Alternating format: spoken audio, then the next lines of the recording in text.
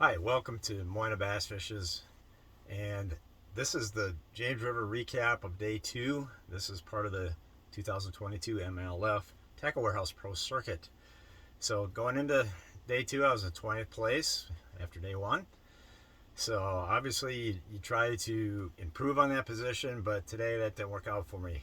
I slid down to 42nd, still in the top 50, which is still good enough to fish on the third day because only the top 50 do fish on the third day, of which I'm a part of. So I am grateful to have this extra opportunity out here. Every day you spend on a lake or a river you're not familiar with, it's always a learning experience. And let me tell you, these fish are just baffling my mind, really. It all goes back to practice. In practice, I really thought I had an area figured out where I could go in and quite easily catch me 14, 15 pounds. That didn't turn out to be the case on the first day of the tournament.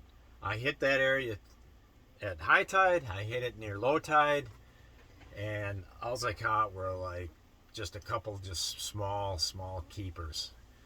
Really don't know what happened to the quality that I was on, but it was not happening at all on the first day of the tournament there. Luckily, one of my backup areas, one of my secondary areas, just had it going on in a big way, which helped me get to my 16 pounds that I had the first day in 20th place standings. So, going in today, um, it was like dead high tide at the start of the day. I mean, we're really getting right on these high tides in the morning, especially up in the Richmond area where I'm fishing. So anyhow, I decided to go to where I caught the fish the first day because I felt like when I left there was still more to be caught there. And so I went there, high tide, and I never had a bite. Nothing. So I went about my business, fishing other places.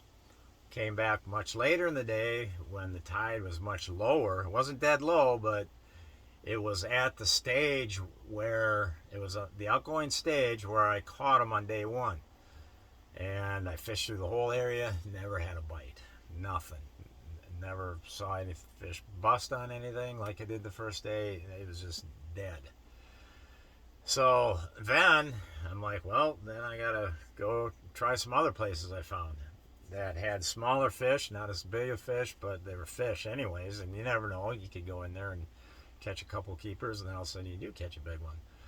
So that was the plan, and I went to this other area. Those fish were biting, and we're getting really close to low tide now. I mean, we're about an hour and a half from low tide maybe. So the fish are starting to stack up on the stuff they like to stack up at low tide. But the fish I was catching were just small fish. Small for this lake standards. But I did get my limit, caught a couple others too. And then I'm like, well, let's... So I ran that water. So then I went and just started fishing another area where I caught my biggest fish in practice. I actually stopped there earlier in the day, but didn't work. So now I'm like, well, I haven't ever been to this area at low tide. So I went over there, and it didn't take long, maybe 15 minutes or so, and I caught probably my biggest fish, like, I don't know, 2.5 pounder maybe. And I still had an hour to go, hour of fishing time. Well, I fished and I fished and I fished and fished and never had another bite. So kind of a sporadic day. Probably caught like 8 or 9 keepers today. Lost a couple of keepers. Never saw them. I don't think any of them were like big keepers. But you never know. So my total was 11-1, which put me in 42nd place. And I caught... what did I catch them on? I caught one of the fish I caught today was on a whopper plopper. That was my very first one. Then I caught couple of fish on a Nico rig, and then some on a jig. So I don't know. It was just tough. I don't know. Just was a tough bite. The big ones, I don't know what the big ones were doing. Not happy about it. And tomorrow, what do I do tomorrow? It's going to be just freaking high tide again. And although if we can get the northwest wind blowing hard enough, it might suck some of this high tide out. Because the James River flows into Chesapeake Bay, and if you get good enough wind out of the north, I believe it is the north, it'll blow some of that water out of Chesapeake Bay out into the Atlantic. And when that happens, then it kind of sucks all these tributaries down a little bit. So maybe we won't have such high tides like what we've been experiencing. I mean, to me, it seems like super high tides, but maybe this is normal. I don't know. So tomorrow, yeah, it's a bit. I'm in a bit of a quandary. I just spent like an hour and a half, 2 hours studying my map, trying to just wreck my brain, trying to figure out where I can go during high tide and catch a fish. I'm thinking, it's just I don't know. I don't know. I mean, I'm not going to know where I'm going until tomorrow morning. That much I can tell you. So I got a couple options on my mind, and we'll just see what I do. It was a hot day, hot and sunny, and the weights were down overall for the field today. And here's why. It's because two reasons. Yesterday was like we had storms come through, and it was just the kind of weather that, whether you're on a lake, natural lake, reservoir, river, it's just the kind of weather that gets the fish jacked up and feeding.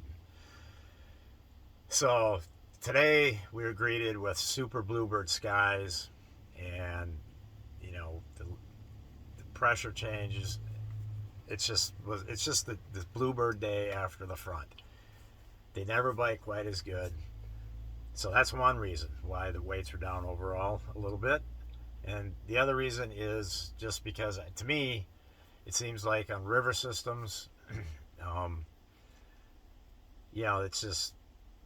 it's hard to go to the same areas and catch them equally as good as you do on the first day on a river system. So I'm sure a lot of guys are trying to go back to their same fish, and they just weren't they caught them.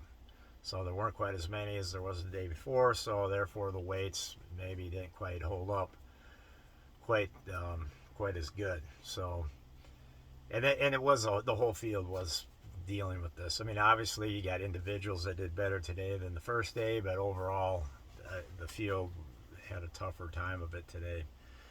Not unusual for a river system or a day, bluebird sunny day after the front moved through.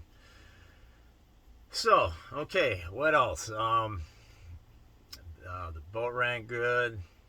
The lift assist that was fixed by Propeller Dynamics here in Petersburg. Great guys there. I recommend anybody that needs work done. That'd be a great place to go.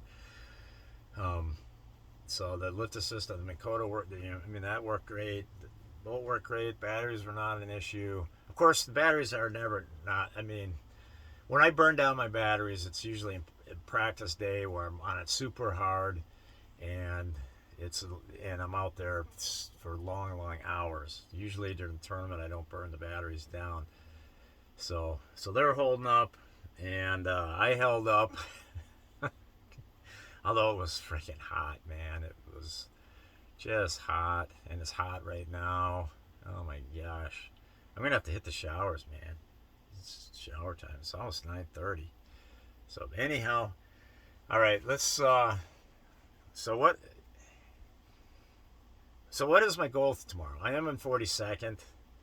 To me, the goal is just go out and catch fish, get around fish, catch them. That's what you got to do. And then, I'm not trying. I'm not going to fish big baits, trying to isolate big fish. No, I'm just going to try to. I'm going to fish with what I'm going to be using. I got my all-terrain tackle swim jig. That's been good to me. It's good to me on the Potomac. It's good to me here. I've got my Nico rig. That's kind of been an all-around good bait for me all the time, wherever I go. The Whopper Plopper, that might see some action. I caught my biggest fish the first day on the Whopper Plopper, and then I caught one today on it, but that one might have got called out. That Whopper Plopper, first fish of the day. But anyhow, and I got many rods rigged up. I've got some other top waters. I've got just a little bit of this, a little bit of that. Chatterbait. I have yet to catch a fish on a chatterbait here. Haven't thrown it a ton, but do pick it up every so often, and it's giving me the big blank. So enough. Over.